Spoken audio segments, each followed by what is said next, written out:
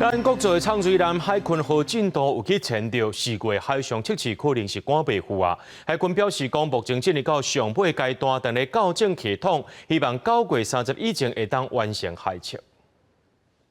国造江南海巡号交由台船打造，负责台海水下防卫重任，即马拄着难关，出现进度延误。原定4月展开海上测试，所因为靠港测试有正常缺失，无完成改善。4月海测目标恐惊跳票。对这件代志，海军预告表示，加台船已经尽上大努力，即马以达成避免出海为目标。海巡号因后海测，外界关心敢会连带影响后续7架潜水舰的预算改动案例。通过海试之后。 那经过立法院的大院实施报告之后，才可以在动资的预算。那这个部分，如果在今年的9月30号我们完成测试之后，我们就会向立法院来实施大院来实施一个专报。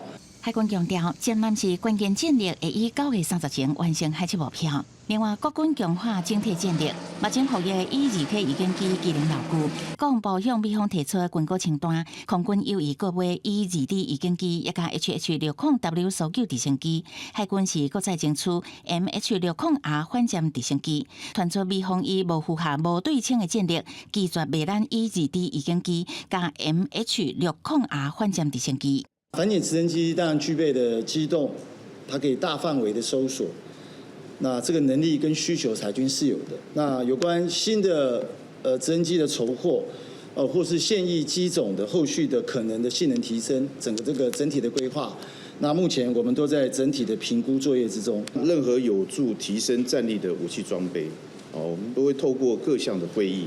与美来做这个意见的交换。面对中共敌情威胁，国军建构备战无停歇。29发布查到强机27台，国家强舰9架，加公务船1架出入台海。那是美国海军驱逐舰劳伦斯号23穿过台湾海峡，南方罕见的无公布。对这代志，国防部回应，美南通过台海符合自由航行，所以未特别对外公布。记者综合报道。